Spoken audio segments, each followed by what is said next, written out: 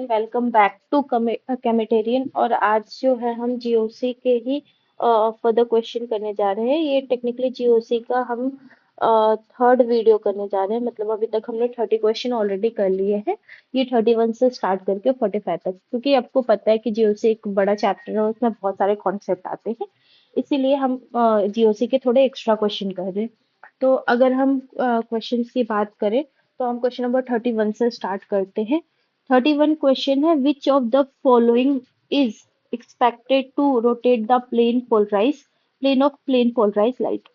अब आपको पता है कि प्लेन पोलराइज लाइट को कौन रोटेट करता है, तो उनको रोटेट करते हैं ऑप्टिकली एक्टिव कंपाउंड। ठीक है, प्लेन पोलराइज लाइट को रोटेट करते हैं ऑप्टिकली एक्टिव कंपाउंड। और ऑप्टिकली एक्टिव कंपाउंड हम कैसे चेक करते हैं, तो सबसे पहला चेक करने का तरीका है हम कायरल कार्बन या कायरलिटी चेक कर लेते हैं।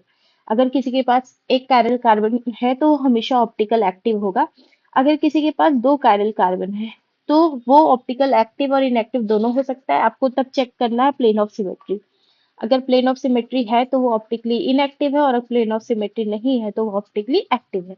तो यहाँ पर जैसे सारे एग्जांपल हमको दिख रहे हैं एक कायरल कार्बन वाले, तो हम इसीलिए इजीली एग्जांपल चेक कर लेंगे। ठीक है, तो अब पहला कार्बन ये है, इस पे दो हाइड्रोजन लगे, तो ये कायरल कार्बन क्या होते हैं? ऐसा कार्बन जो 4 डिफरेंट ग्रुप से अटैच होता है। ठीक है, तो यहाँ पर दो हाइड्रोजन हो गए, तो ये कार्बन कायरल नहीं हुआ। अब इस कार्बन को देखो, इसके पास एक ग्रुप, दो ग्रुप, तीन ग्रुप और चार ग्रुप, तो ये हमारा कायरल कार्बन हो गया। और क्योंकि एक कायरल कार्बन है तो वन कायरल कार्बन वाले हमेशा ऑप्टिकली एक्टिव होते हैं।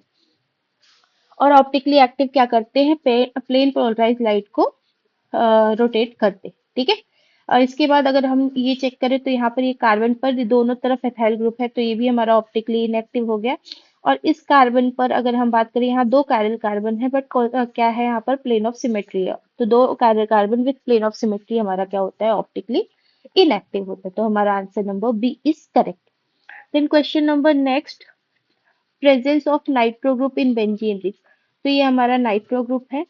नाइट्रो ग्रुप बेंजीन रिंग में कैसा एक्ट करता है? ये एक्ट करता है माइनस एम ग्रुप की तरह। ओके, और अगर माइनस एम ग्रुप है तो माइनस एम ग्रुप क्या करता है? इलेक्ट्रोफिलिक इलेक्ट्रोफिलिक सब्स्टिट्यूशन रिएक्शन को क्या करता है? डीएक्टिवेट करता है। जबकि प्लस एम ग्रुप जो होता है इलेक्ट्रोफिलिक सब्स्टिट्यूशन रिएक्शन को क्या करता है? एक्टिवेट करता है। तो क्योंकि ये माइनस एम ग्रुप है तो हमारा आंसर क्या हो जाएगा? Deactivate the ring towards electrophilic substitution reaction. क्यों? क्योंकि ये ऑलरेडी माइनस एम ग्रुप क्या करता है? रिंग से इलेक्ट्रॉन खींचता है। ठीक है, तो ये सब्स्टिट्यूशन इलेक्ट्रोफिलिक सब्स्टिट्यूशन रिएक्शन को डीएक्टिवेट करता है। ओके, इसके बाद अगला क्वेश्चन है, which one of the following conformers of cyclohexane is chiral. Okay, तो साइक्लोहेक्सेन के हम सारे कन्फर्मर्स बनाते हैं। रिजिड में हमने ये बना लिया। ठीक है, बोट हमारा ये हो गया,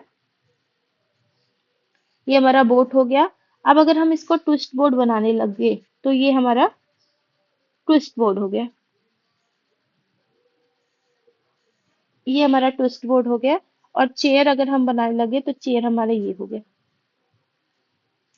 ठीक है, अब आपको अगर दिख रहा हो तो यहाँ पर ट्विस्ट बोर्ड में हमारा एक कायरल सेंटर होता है, तो हमारा यहाँ पर आंसर क्या हो जाएगा? 33 का बी। अब अगर अगला क्वेश्चन था, absolute configuration of this group.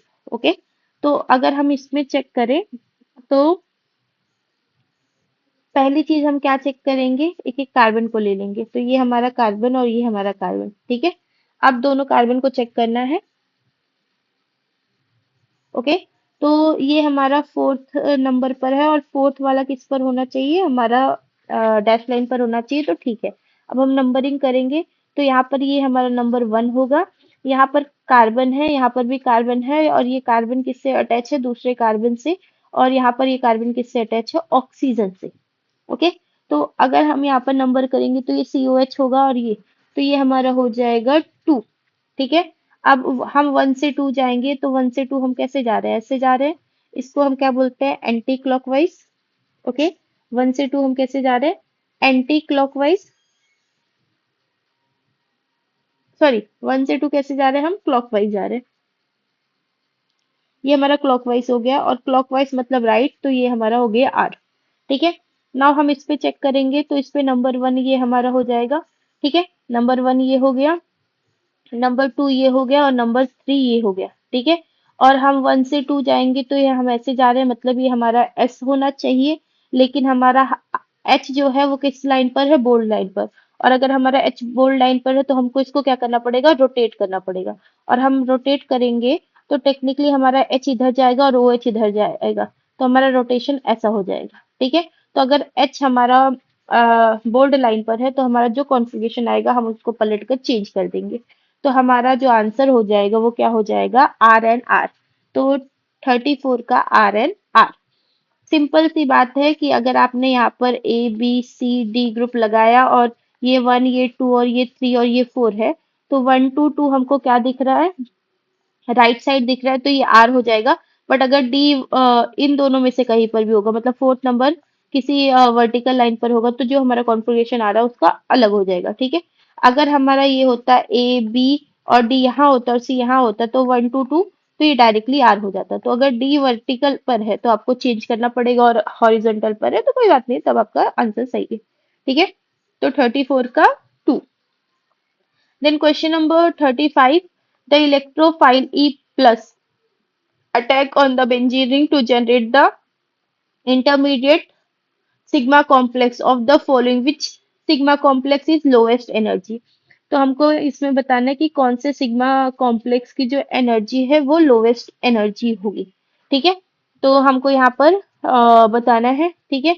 अब अगर हम बात करें कि यहाँ पर लोवेस्ट एनर्जी कौन सी पर है, तो यहाँ पर देखो, ये NO2 ग्रुप है, यहाँ पर भी NO2 ग्रुप है, यहाँ पर भी NO2 ग्रुप है, ओके। और यहाँ पर हमारे पास कोई ग्रुप नहीं है, ठीक है।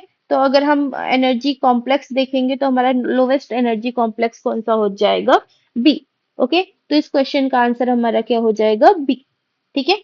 इसके बाद the correct decreasing order of priority functional group in the organic compound in IUPAC system. अच्छा, जो ग्रुप्स दिए हैं उनको कंपेयर करना है, तो आयोपैक सिस्टम में हमको ग्रुप्स बताने हैं। तो COH तो सबसे पहले पर होता है, ठीक है, ओके। यहाँ पर देखो COH दूसरे पे लिखा है तो ये कट हो गया, यहाँ पर COH दूसरे पे लिखा है तो ये कट हो गया, यहाँ पर COH डिक्रीजिंग ऑर्डर पूछा है तो ये COH लास्ट पर लिखा है तो ये कट हो गया। तो आपको अगर इसमें नहीं याद है टेबल, तो आप एलिमिनेशन से भी इसको कर सकते हो, ठीक है। बात समझ रहे हो आप, तो सबसे ज्यादा COH की होगी, उसके बाद SO3H की होती है, ठीक है। बाकी सब ऑप्शन हमने एलिमिनेट कर दिया।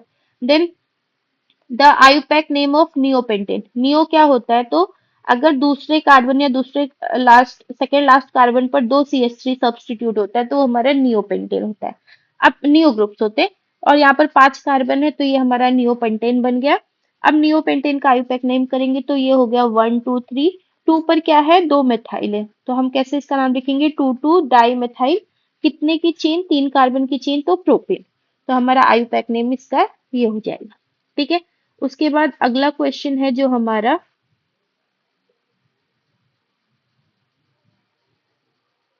ये कार्बन आयन है, इनको डिक्रीजिंग ऑर्डर ऑफ स्टेबिलिटी में करना है, ठीक है।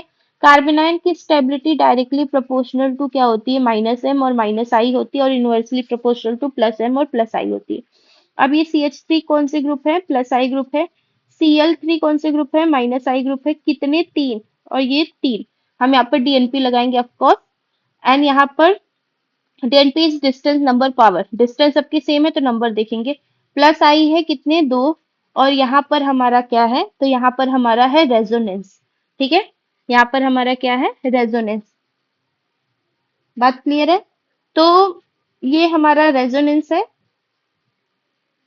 ओके। तो उस स्टेबिलिटी को हमको देखना है, तो सबसे ज्यादा स्टेबल हमारा कौन सा होगा। तो सबसे ज्यादा स्टेबल अगर आप बात करते हैं कार्बन आयन और कार्बोकेटायन की, तो कार्बन आयन की स्टेबिलिटी जो होती है वो -m के डायरेक्टली प्रोपोर्शनल होती है, और +m, कार्बन आयन की स्टेबिलिटी जो होती है वो -m के डायरेक्टली प्रोपोर्शनल होती है, और +m के इनवर्सली प्रोपोर्शनल होती है, ठीक है। तो हमारा जो यहाँ पर ग्रुप्स होगा, सबसे ज्यादा आई ग्रुप्स किधर है, इधर है। तो सबसे ज्यादा स्टेबल हमारा कौन सा हो जाएगा, तो सबसे ज्यादा स्टेबल हो जाएगा हमारा CCl3 वाला। उसके बाद ये रेजोनेंस है यहाँ पर एक ग्रुप, तो ये हो जाएगा, ठीक है। ये भी -i की तरह यहाँ पर एक्ट कर रहा है। ओके, उसके बाद हमारा प्लस आई के इनवर्सली प्रोपोर्शनल है तो दो, फिर तीन। यहाँ पर प्लस आई तीन है और यहाँ पर प्लस आई दो है। ठीक है, तो हमारा आंसर क्या हो जाएगा? B answer is correct. Okay, 38 का बी आंसर इज करेक्ट। बात क्लियर है? तो कार्बोनाइन की stability directly proportional to plus M, plus minus M minus I, और inversely proportional to plus M and plus I. ठीक है, बात clear? Okay, then question number 39, the alkene that exhibit geometrical isomerism. तो आपको क्या check करना है? Double bond check करना है, और डबल बॉन्ड के पास दो डिफरेंट ग्रुप्स चेक करने हैं। इतनी सी चीज चेक करनी है आपको। ठीक है, तो अगर हम चेक करेंगे तो यहाँ पर देखो, टू मेथाइल प्रोपीन। प्रोपीन मतलब पांच कार्बन, एक दो तीन चार और पांच, और यहाँ पर प्रोपीन हो गया। ठीक है, तो यहाँ पर मेथाइल हो गया। ठीक है, लेकिन यहाँ दो हाइड्रोजन हो जाएंगे ना, तो ये तो नहीं होगा। उसके बाद टू ब्यूटीन, एक दो तीन चार, और यहाँ पर ब्यूटीन। तो ये हो सकता है, देखो ऐसे होगा, ये CH3 CH double bond CH CH3, एक हाइड्रोजन, अलग अलग ग्रुप, तो ये हो सकता है। ठीक है, इसके बाद अगला देखो, टू मिथाइल टू ब्यूटीन। तो ब्यूटीन मतलब एक दो तीन चार, यहाँ पर CH3 लगा दिया टू मिथाइल टू ब्यूटीन बनाने के लिए, तो एक कार्बन पर दो सिमिलर ग्रुप, तो ये नहीं हो पाएंगे। प्रोपीन मतलब एचमेथ प्रोप, तीन कार्बन ही है, तो यहाँ पर भी ये पॉसिबल नहीं है। तो हमारा option number B is correct. आपको स्ट्रक्चर बना के ही चेक करना पड़ेगा, आप गेस करके नहीं कर सकते हो ऐसे question. Then the number of stereo isomer is possible compound in the molecular formula. तो यहाँ हमको दो चीजें चेक करनी है, एक तो वही सी डबल बॉन्ड सी, जिससे हमको जीआई पता चलेगा, और दूसरा कायरल कार्बन चेक करना है, जिससे हमको क्या पता चलेगा? Optical active. अगर एक डबल बॉन्ड के पास दो डिफरेंट ग्रुप है तो दो बनेंगे, और एक कायरल कार्बन के दो बनेंगे, तो टोटल हमारे ऐसे चार हो जाएंगे अगर हम चेक करेंगे। ठीक है, यहाँ देखो, सी डबल बॉन्ड सी मिल गया, ये CH है, CH3 अलग अलग ग्रुप, सी है अलग अलग ग्रुप, तो ठीक है। तो दो तो हमारे स्टीरियो आइसोमर के जीआई मिल गए। अब देखो ये कार्बन, इस कार्बन एक तरफ हाइड्रोजन से जुड़ा है, एक तरफ OH से, एक तरफ मिथाइल से, और एक तरफ इतने ग्रुप से, तो ये हमारा कौन सा कार्बन हो गया? Chiral carbon. तो कायरल कार्बन के दो हो गए, तो टोटल हमारे चार हो जाएंगे। ठीक है, अगर आपको कंफ्यूजन हो रही है तो आप कैसे करोगे कि यहाँ पर आप लिख दो HOH, यहाँ पर CH3, और यहाँ पर ये पूरा ग्रुप, ये ग्रुप, तो चार अलग अलग ग्रुप हो गए, तो ये कायरल कार्बन, तो टोटल हमारे चार हो जाएंगे। देन हमारा next question, the correct order of increasing basicity और गिवन कॉन्जुगेट बेस। ठीक है, आपको बताना है इंक्रीजिंग बेसिसिटी। ठीक है, इंक्रीजिंग बेसिसिटी। ठीक है, तो आप पहले ये समझो कि अगर कोई एसिड अच्छा है तो उसका बेस कैसा होगा? वीक होगा। सबके एसिड बना लो, तो हमारे सबके एसिड बन गए COOH, and then CH triple bond CH, and then हमारा ये बन गया RH, और एक दो तीन, और अमोनिया का बन गया NH3। इन सब में सबसे अच्छा एसिड कौन है? COOH। उसके बाद कौन एसिड अच्छा है? CH triple bond CH। उसके बाद कौन अच्छा एसिड है? Of course ammonia. अमोनिया के बाद कौन अच्छा एसिड है? RH। ये एसिड का ऑर्डर हो गया, तो बेसिसिटी का ऑर्डर क्या हो जाएगा? उल्टा। तो बेसिसिटी का ऑर्डर उल्टा हो जाएगा, मतलब R माइनस सबसे कम, फिर ये, सॉरी, हाँ, R माइनस का सबसे ज्यादा, फिर NH2CH, और ये। तो हमारा क्वेश्चन आंसर नंबर डी। बात समझ रहे हो? एसिडिटी का ऑर्डर लगाओ और एसिडिटी का उल्टा कर दो, जो जितना अच्छा एसिड उतना खराब base. Then out of the following the alkene that exhibit optical isomerism. Optical isomerism के लिए आप क्या चेक करने वाले थे? Chiral carbon. ठीक है, अगर एक कायरल कार्बन है तो ऑप्टिकल एक्टिव, दो कायरल कार्बन है तो प्लेन ऑफ सिमेट्री नहीं है तो ऑप्टिकल एक्टिव। तो यहाँ पर 3 मिथाइल 2 पेंटीन बना लो। 3 मिथाइल 2 पेंटीन, तो CH3 CH CH CH, double bond, मैं ऐसे बना दे रही हूँ बॉन्ड लाइन स्ट्रक्चर में, तो एक दो तीन चार, एक दो तीन चार पांच, 2 पर पेंटीन है, 3 पर मिथाइल है। ठीक है, कायरल चेक कर लो, तो यहाँ पर ये कायरल नहीं है, यहाँ पर दो हाइड्रोजन है, कायरल नहीं है, तो इसमें कोई कायरल कार्बन नहीं है। अब इसको बना लो, 1 2 3 4 5, 1 पर पेंटीन है, और 1 2 3 4 पर मिथाइल है, तो यहाँ देखो 2 मिथाइल हो गया, तो ये भी नहीं है। अब इसको बना लो। 1 पर पेंटीन है, ठीक है। 3 पर मिथाइल है, यहाँ पर मिथाइल लगा दिया। अब इसको चेक करो, तो इधर एक हाइड्रोजन है, इधर एक मिथाइल है, इधर एथाइल और इधर ये हो सकता है। तो 42 का सी हो सकता है। अब अगला चेक कर लो। 2 मिथाइल 2 पेंटीन, तो यहाँ पर हमने लगा दिया और यहाँ पर ये लगा दिया। तो यहाँ पर अब ये डबल बॉन्ड वाले नहीं हो सकते, यहाँ 2 हाइड्रोजन, तो हमको 4 डिफरेंट ग्रुप चाहिए थे, जो हमको सिर्फ तीसरे ऑप्शन में मिल रहा है। मैंने बना के चेक किया है, कोई शॉर्टकट यहाँ पर नहीं यूज करना है, ठीक है। आपको बना लेना है और बनाने के बाद उसको चेक करना है। देन अगला question, the change in the optical rotation of freshly prepared solution of glucose is known as. Optical rotation जो चेंज होता है फ्रेशली प्रिपेयर्ड ग्लूकोज में, उसको हम क्या बोलते हैं? तो रेस्माइजेशन जो होता है वो मिक्सचर होता है D form and L form का, इक्विमोलर मिक्सचर। स्पेसिफिक रोटेशन तो नहीं होता है वो। टोटोमेरिज्म आपको पता है, टोटोमेरिज्म क्या होता है? जब कीटो इनॉल फॉर्म में चेंज होता है, मतलब अल्फा हाइड्रोजन का ट्रांसफर होता है, तो वो हमारा क्या है यहाँ पर? म्यूटा रोटेशन है, ठीक है। Then absolute -1 chloro 1 phenyl in toluene racemizes slowly in the presence of a small amount of SbCl due to the formation of, okay, तो हमको बताना है फेनाइल इथेन, ठीक है। ये हमारा है ग्रुप, ठीक है। अब यहाँ पर माइनस का मतलब हो गया लिवोरोटेटरी, ठीक है। ओके, तो हमको फेनाइल लगाना है, मतलब हम पीएच लगा देते हैं। इथेन मतलब 2 कार्बन हो गए। क्लोरो, यहाँ पर CH3 हो गया, और यहाँ पर हाइड्रोजन हो गया। अब हम इसको क्या करेंगे? इसको एल फॉर्म में बदलेंगे। एल फॉर्म में मतलब सबसे ज्यादा ये हो गया, इसके बाद ये हो गया, तो ये हमारा ऑलरेडी एल फॉर्म में है, ठीक है। ठीक है, यहाँ तक बात कर लेते हैं। अब ये SbCl5 के स्मॉल अमाउंट के एडिशन में क्या करेगा? तो ये स्मॉल अमाउंट के एडिशन में SbCl5 लेंगे हम,